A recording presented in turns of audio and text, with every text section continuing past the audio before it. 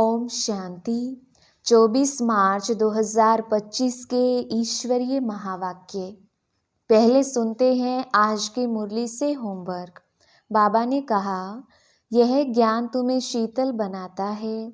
इस ज्ञान से काम क्रोध की आग खत्म हो जाती है। भक्ति से वह आग खत्म नहीं होती। संग दोष से अपनी बहुत बहुत संभाल करनी है। कभी पतितों के संग में नहीं आना है। साइलेंस बल से इस सृष्टि को पावन बनाने की सेवा करनी है। ड्रामा को अच्छी तरह समझकर हर्षित रहना है। और अब सुनते हैं महावाक्यों को विस्तार से। मुरली का सार। मीठे बच्चे, यह ज्ञान तुम्हें शीतल बनाता है। इस ज्ञान से काम क्रोध की आग खत्म हो जाती है। भक्ति से वह आग खत्म नहीं होती। प्रश्न, याद में मुख्य मेहनत कौन सी है?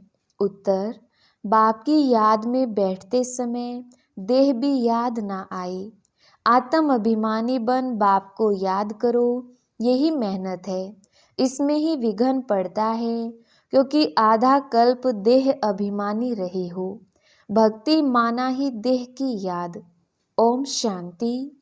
तुम बच्चे जानते हो, याद के लिए एकांत की बहुत ज़रूरत है। जितना तुम एकांत व शांत में बाप की याद में रह सकते हो, उतना झुंड में नहीं रह सकते हो। स्कूल में भी बच्चे पढ़ते हैं तो एकांत में जाकर स्टडी करते हैं। इसमें भी एकांत चाहिए। घूमने जाते हो तो उसमें भी याद की यात्रा मुख्य है। पढ़ाई तो बिल्कुल सहज है, क्योंकि आधा कल्प माया का राज्य आने से ही तुम देह अभिमानी बनते हो। पहला पहला शत्रु है देह अभिमान। बाप को याद करने के बदले देह को याद कर लेते हैं। इसको देह का अहंकार कहा जाता है। यहाँ तुम बच्चों को कहा जाता है आत्म अभिमानी बनो। इसमें ही मेहनत लगती है। अब भक्ति तो छूटी। भक्ति होती ही है शरीर के साथ। तीर्थों आदि पर शरीर को ले जाना पड़ता है। दर्शन करना, यह करना है, शरीर को जाना पड़े। यहाँ तुमको यही चिंतन करना है कि हम आत्मा हैं। हमको परमपिता परमात्मा बाप को याद करना है। बस जितना याद करेंगे तो पाप कट जाएंगे। भक्ति मार्ग में तो कभी पाप कटते नहीं हैं। कोई बूढ़े आदि होते हैं तो अंदर में यह वहम होता है, हम भक्ति नहीं करेंगे तो नुकसान होगा, नास्तिक बन जाएंगे।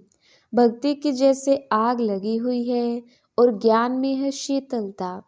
इसमें काम क्रोध की आग खत्म हो जाती है।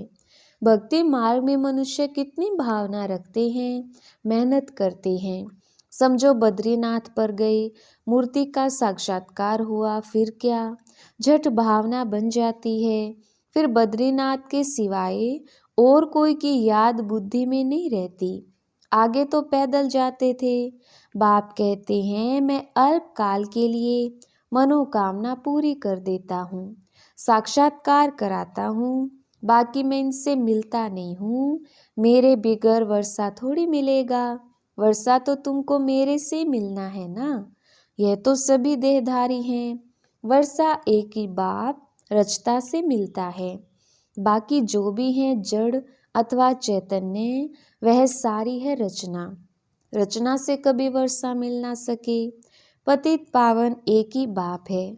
कुमारियों को तो संग दोष से बहुत बचना है। बाप कहते हैं, इस पतित पने से तुम आदि मध्य अंत दुख पाते हो। अभी सब हैं पतित, तुम्हें अभी पावन बनना है। निराकार बाप ही आकर तुमको पढ़ाते हैं। ऐसे कभी नहीं समझो कि ब्रह्मा पढ़ाते हैं। सबकी बुद्धि शिव बाबा तरफ रहनी चाहिए। शिव बाबा इन द्वारा पढ़ाते हैं। तुम दादियों को भी पढ़ाने वाला शिव बाबा है। उनकी क्या खातिरी करेंगे? तुम शिव बाबा के लिए अंगूर आम ले आते हो। शिव बाबा कहते हैं, मैं तो अभोक्ता हूँ। तुम बच्चों के लिए ही सब कुछ है। भक्तों ने भोग लगाया और बांट कर खाया। मैं थोड़ी खाता हूँ। बाप कहते हैं मैं तो आता ही हूँ तुम बच्चों को पढ़ाकर पावन बनाने। पावन बनकर तुम इतना ऊंच पद पाएंगे, मेरा धंधा यह है। कहते ही हैं शिव भगवानुवाच, ब्रह्मा भगवानुवाच तो कहते नहीं हैं, ब्रह्मा वाच भी नहीं कहते हैं। भले यह भी मुरली चलाते हैं, परंतु हमेशा समझो शिव बाबा चलाते हैं। किसी बच्चे को अच्छा तीर लगाना होगा तो खुद प्रवेश कर लेंगे। ज्ञान का तीर तीखा गाया जाता है ना। साइंस में भी कितनी पावर है। बॉम्ब शादी का कितना धमाका होता है। तुम कितनी साइलेंस में रहते हो। साइंस पर साइलेंस विजय पाती है।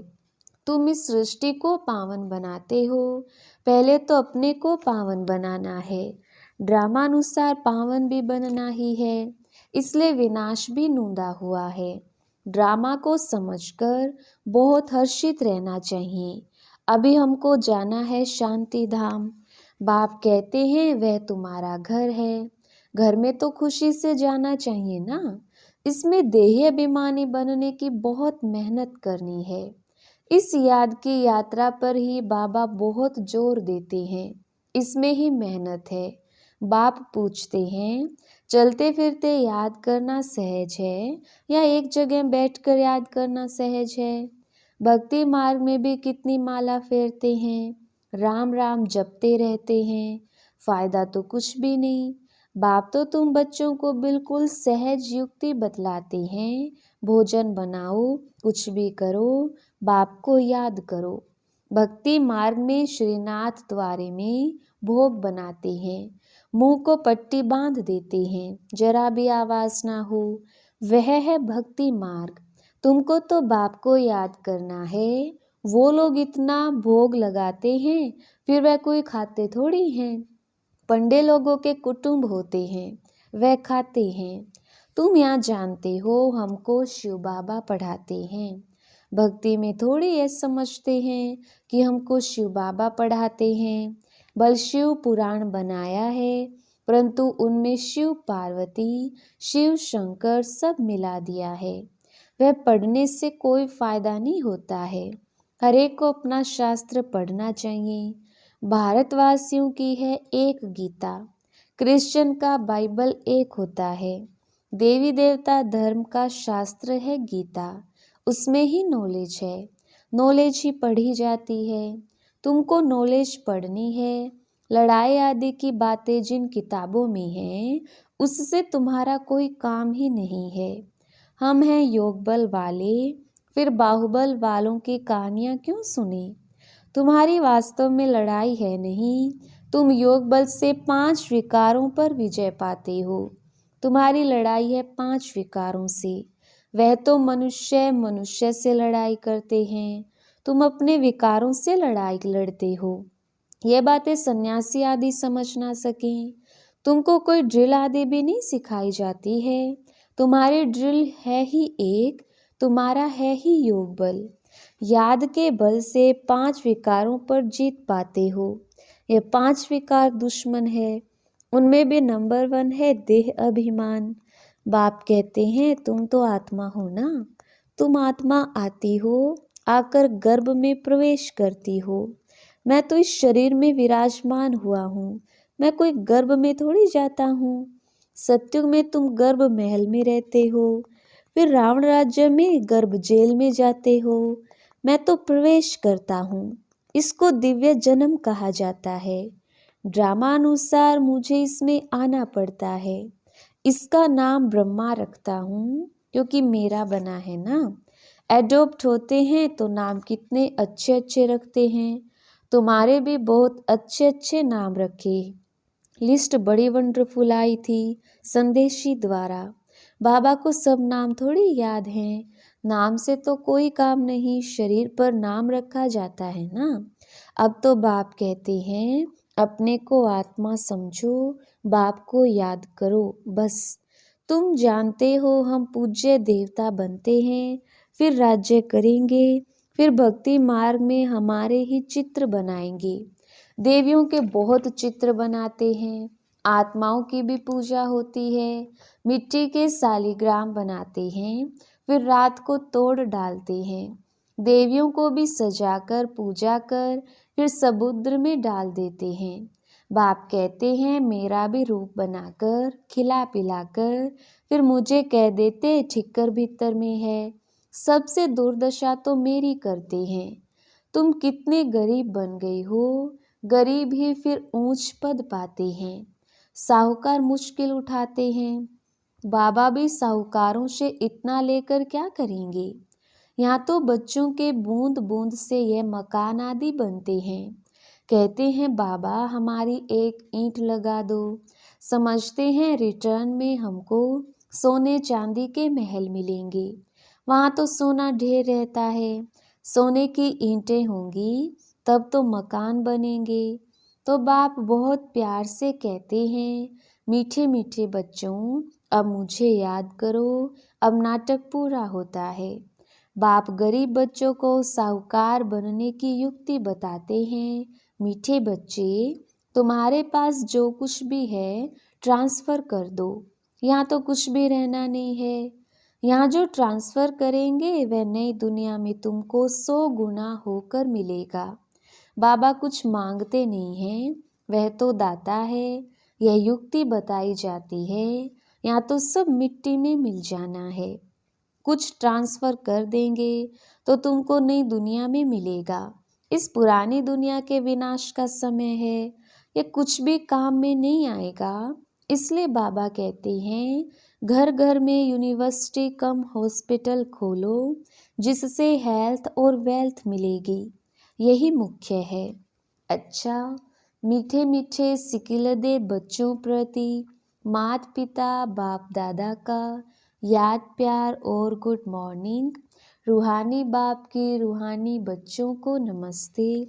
हम रूहानी बच्चों की रूहानी बाप दादा को याद प्यार गुड मॉर्निंग और नमस्ते जी। रात्रि क्लास। इस समय तुम गरीब साधारण माताएं पुरुषार्थ करके ऊंच पद पा लेती हो। यज्ञ में मदद आदि भी माताएं बहुत करती हैं।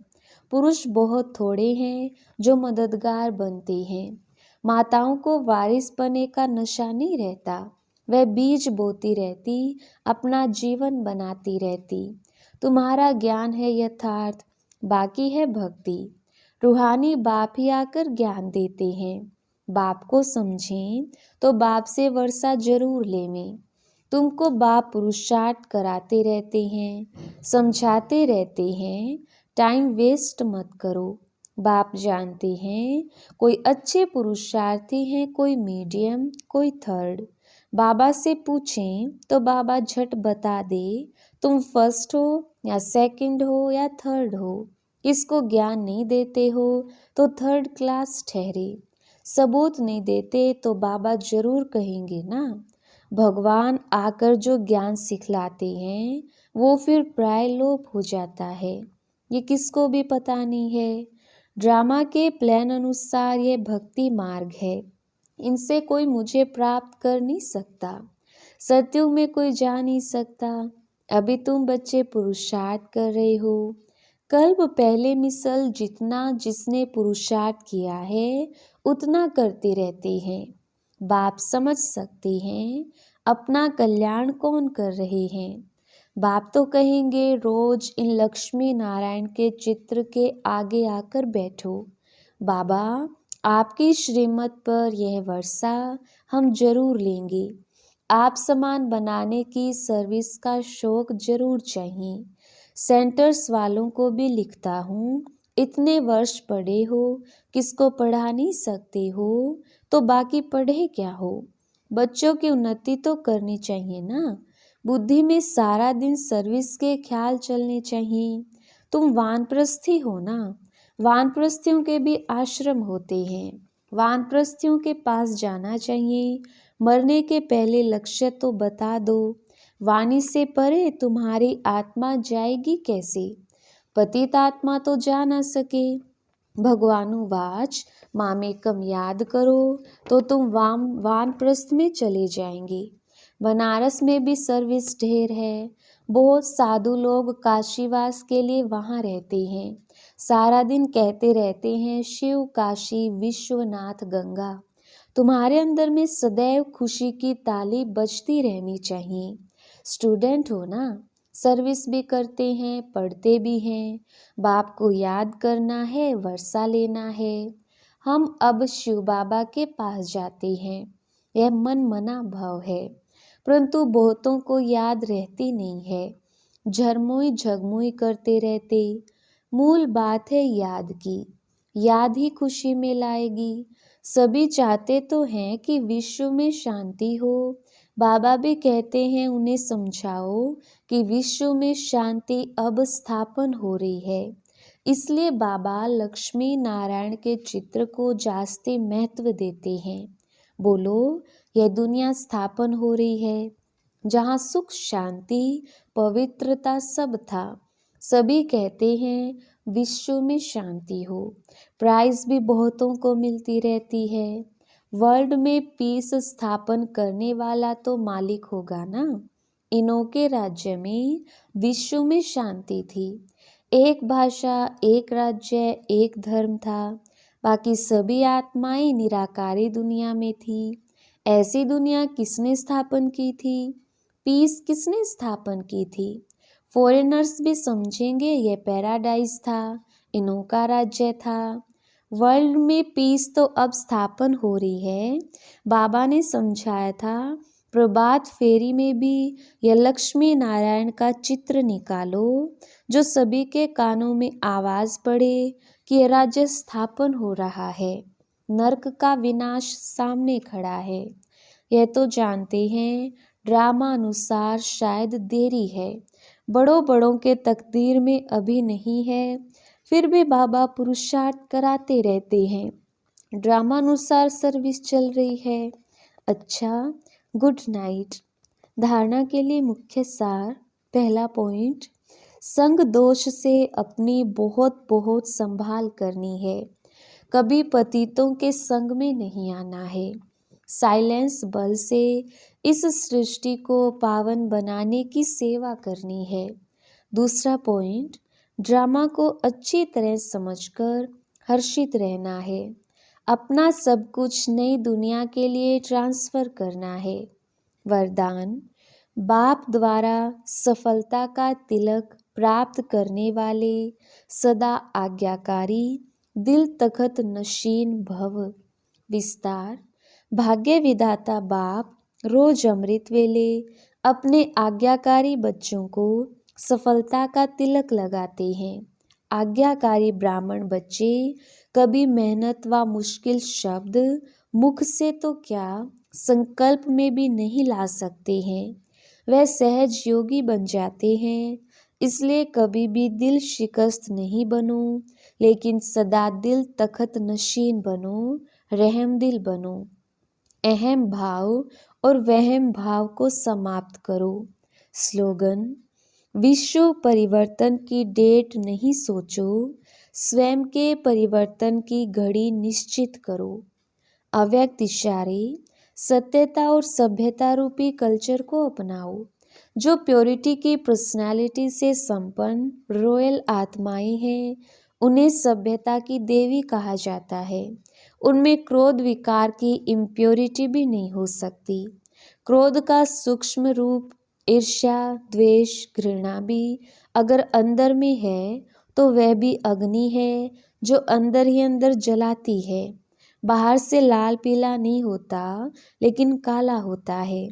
तो अब इस कालेपन को समाप्त कर सच्चे और साफ बनो। अच्छा, ओम शांति।